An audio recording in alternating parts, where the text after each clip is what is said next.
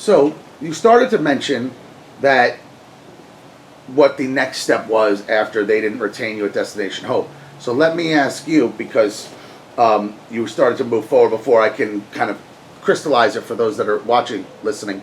So you had some ideas of things that you wanted to do that was on the back burner.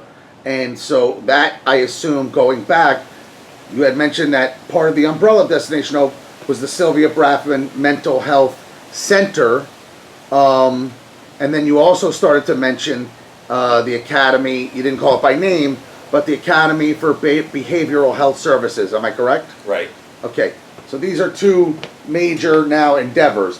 One is a school, and then one, the Sylvia Brafman Mental Health. Why don't you explain both of those? Describe what they are. I'm assuming these are things that are currently going on now, correct? They're in the, well, the Academy is active. One of them is, and one of them Sylvia Brafman will be. Okay, so let's talk about the Academy first then, because if that's what's going on now. Tell us about what the name of it is. This is an online structure, telda.com, and then talk about your plans of it. Is it going to be a brick and mortar? What are your plans for this school? And then we can talk about the Sylvia Brafman. Sure. So the school, which is addictionacademy.com, it's online. It used to be brick and mortar, then it was brick and mortar and online, and now with COVID, it's exclusively online, and it's actually better for everybody. So with the Academy, you can get different types of certifications in the state of Florida and in a lot of states in the United States.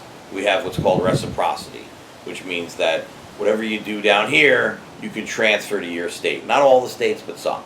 Right. And so what we do is we offer a certification as addiction professional, certification as an addiction counselor, a peer specialist, recovery coach, certification as a behavioral health tech. And we also provide CEUs for anybody in the behavioral health sphere that wants to get their CEUs for certifications and licensures. And a CEU is what? CEU is a continuing education unit. Okay. So, for example, like a nurse or a doctor or a therapist, they have to get X amount of training in a year. So we provide that training for people that are mostly in the addictions field. So that is going on right now. What also is going on is I do webinars every week on topics that are of interest to the public. I do PowerPoint presentation to people that are online. I have a small, intimate bunch of students, 6 that I have Zoom meetings with once a week. So it's like a classroom, and they get individual time with me.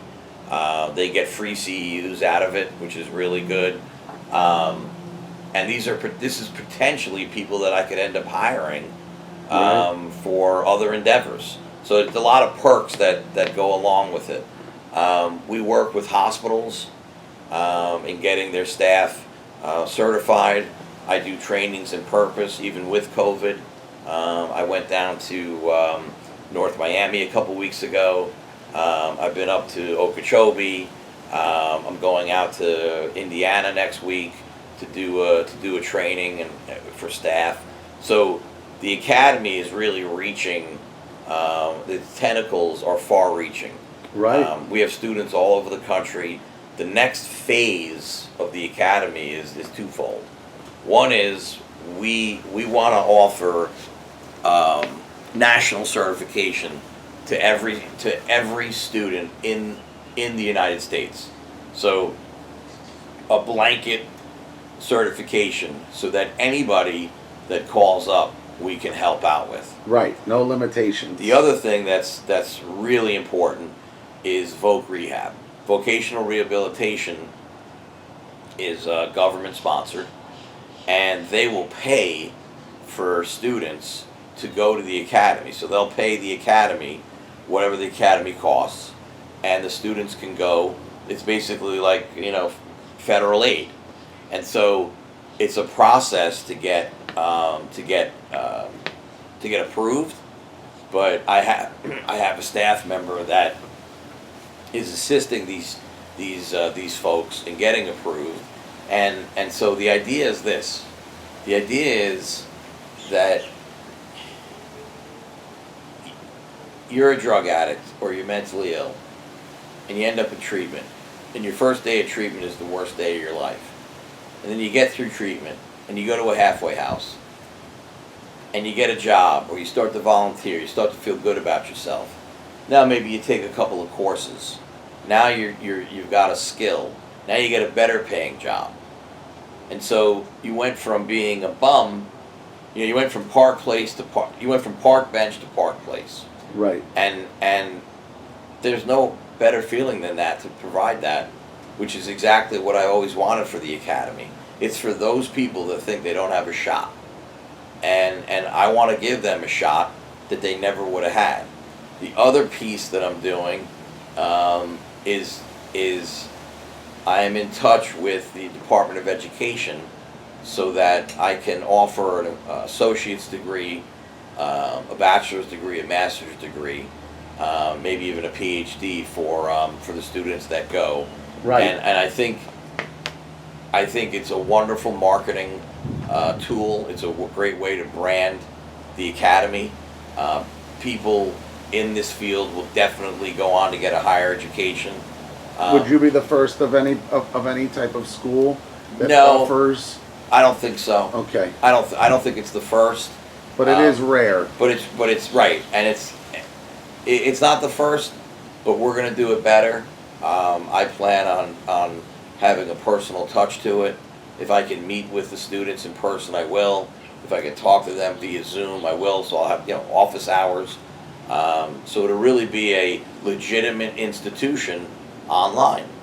So that bachelor's or master's degree that you get is legitimate, and it's accredited by the Department of Education. That's going to take about 12 months to Right. to get. So those are the things that I'm currently doing for the academy, and that I'm planning on doing for the academy. And there's other little things like we're creating these flashcards for treatment centers and for private practitioners, where it has relapse prevention. So it'll have a word, like explain a craving, and you flip it over and it gives you the definition of a craving. Or what is denial, and you flip it over, so you can do group stuff with it. You can learn from it. So a lot of educational components to it. Right. Well, that sounds good. You have lofty expectations, and for something that's very new, there's a lot for that to grow into. So explain then the Sylvia Brafman mental health part of this equation, and maybe while you're doing that, is all of this considered under the Brafman Consulting Enterprise, or that's a separate entity as well, where you talked about doing consults as like what you're going to Indiana to do? Right. Okay. So the Brafman Consulting is separate. Right. That's just me offering my expertise to whomever will listen, whoever wants to pay for that advice. Right. The academy is the academy. It's a school. It's an online school. Each day we get closer and closer to becoming an accredited college, if you will. The Sylvia Brafman Mental Health Center is not officially up and running. It will be. It's going to be roughly speaking, a 20-bed facility for men and women. We're going to have a couple of things that will be different. First of all, I'm going to be involved very heavily in a clinical capacity, which will be different than other mental health programs. We're going to be small and intimate, and we're going to involve the families more so than probably other treatment centers. Families will stay with us. We'll have family weekends. We can interact. We can do reenact the family dynamic. A lot of cutting edge stuff that goes away with healing. That goes a long way. Excuse me, with healing families. So the Sylvia Brafman, its culture will be one of a lot of empathy, a lot of compassion, a lot of what I call carefrontation, not confrontation. Carefrontation is, hey, listen, your beliefs aren't working. Maybe you want to try something else. You should maybe look into trademarking carefrontation. Maybe.